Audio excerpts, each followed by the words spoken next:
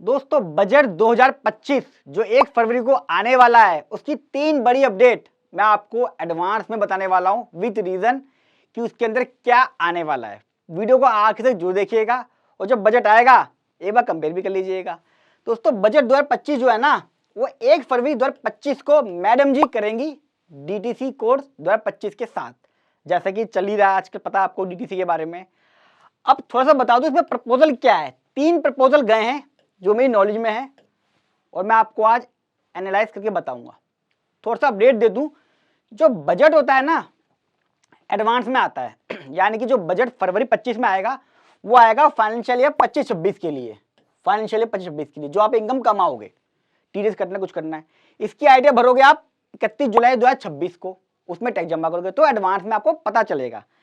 अब पहला आया है, सरकार करने जा रही है 15 लाख तक कोई टैक्स नहीं।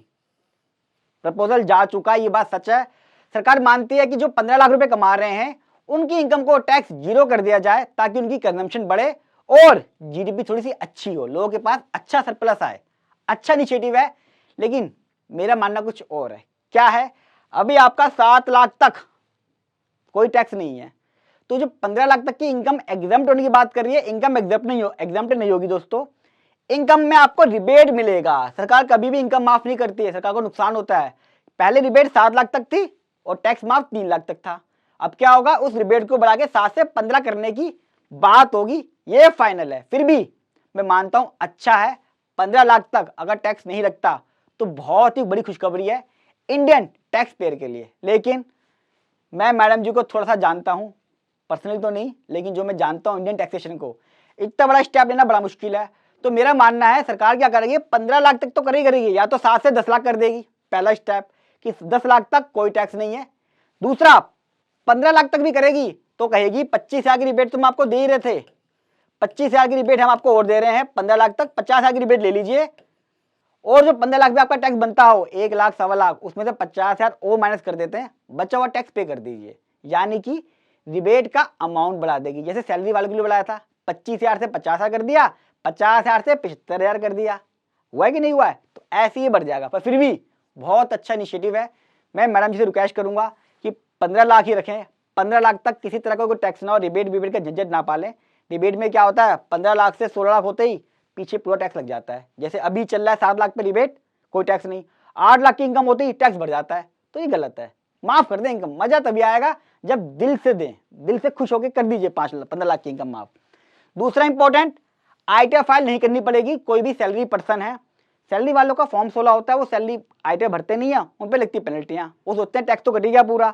तो सरकार एक ऐसा मैकेनिज्म लाने वाली है, तरीका लाने वाली है, जिससे अगर आप एक सैलरी पर्सन है और आपका टीडीएस करता है और आपने अपनी अदर इनकम भी एम्प्लॉयर के पास दे दी है और फॉर्म 16 में सब कुछ आ गया है, आपका ओके हो गया है, तो आपको आईटीआर भरने की जरूरत नहीं है। जस्ट लाइक सीनियर सिटीजन, अगर कोई भी सीनियर सिटीजन जिसकी एज 75 साल से ऊपर है, उसका बैंक में पेंशन आती है, एफडी वहीं पर ही है, तो वो फॉर्म जमा करता है, उसका टैक्स कट जाता है, उसको आईटीआर भरने की जरूरत नहीं है। उसी डेवलप कंट्री की तरह यूके, अमेरिका, कई जगह ऐसी हैं जहां पर सिर्फ फॉर्म 16 के बेस पर आईटीआर भरने की जरूरत नहीं होती। इंडिया भी चाह रहा है कि हम भी थोड़ा सा डेवलप पना दिखा दें, तो उसी प्रोग्रेस में ये स्टेप भी अच्छा है। तीसरा अमेंडमेंट, प्रपोज अमेंडमेंट जो आने वाला है, कैपिटल गेन की रिस्ट्रक्चरिंग दोबारा करने वाले हैं।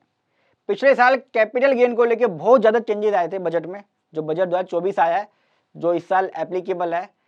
शॉर्ट टर्म का पीरियड अलग है, लॉन्ग टर्म का पीरियड अलग, असेट्स क्लासिफिकेशन इतनी ज्यादा हो गई है, डेट अलग, इक्विटी का अलग, गोल्ड ईटीएफ का अलग, ज्वेलरी, हार्ड ज्वेलरी एक्चुअल में जो बेचते हैं फिजिकल, उसका अलग, ड्यूरेशन टैक्स काफी ज्यादा कॉम्प्लिकेशन कर दी थी। अब वो चाहते हैं कि थोड़ा सिंप्लीफाई हो जाए। अब ये नहीं पता मुझे, सही बताऊं मैं, सिंप्लीफाई अपने लिए करना चाह रहे हैं इनकम टैक्स डिपार्टमेंट के लिए, खुद के लिए, या हमारे लिए, क्योंकि हमसे तो कोई फर्क पड़ता ही नहीं है। फर्क पड़ता तो पिछले साल नहीं करते। मुझे लगता है शायद अपने लिए चाहते हैं कि सिंप्लीफाई हो जाए। फिर भी वेलकम स्टेप है तीसरा वाला, थोड़ा असेट्स क्लासिफिकेशन दो कर ले कि ये सारी असेट्स लॉन्ग टर्म में, ये शॉर्ट टर्म में, इसका 3 साल, इसका 20%, इसका 30%, ताकि लोगों को याद भी रहे, समझ रहे। एक सिंप्लीफिकेशन बहुत जरूरी है टैक्सेशन सिस्टम में, ताकि लोगों का टैक्सेशन सिस्टम पर भरोसा बना रहे। बार बार चेंजेस करना ये बताता है कि शायद आपने प्लानिंग ठीक से नहीं करी है। ये तीसरा साल है लगातार जिसमें फिर से आप कैपिटल गेन को रिस्ट्रक्चरिंग कर रहे हो बार बार। दोस्तों आपको क्या लगता है ये प्रपोज अमेंडमेंट आएगी, 15 लाख तक का टैक्स माफ होगा? अपनी ओपिनियन सुझाव कमेंट बॉक्स में जरूर दीजिएगा इंडियन टैक्सेशन को ध्यान में रखते हुए। और दोस्तों जैसे ही बजट आएगा मैं तुरंत सारी अपडेट डालूंगा, हर साल डालता हूं। उसके लिए मेरे चैनल को सब्सक्राइब कर लें और वीडियो बड़ी इंपॉर्टेंट है, जितना हो सके लोगों को शेयर करें ताकि लोग अपनी टैक्स प्लानिंग एडवांस में कर ले। और हो सकता है जब हम सबको पता चल जाएगा कि हाँ भाई ऐसा होने वाला है तो वो सच में हो भी जाए, हमारी ही पावर इकट्ठी होके सरकार को माननी पड़ती है। जल्द मिलूंगा अगली वीडियो में, तब तक के लिए नमस्कार।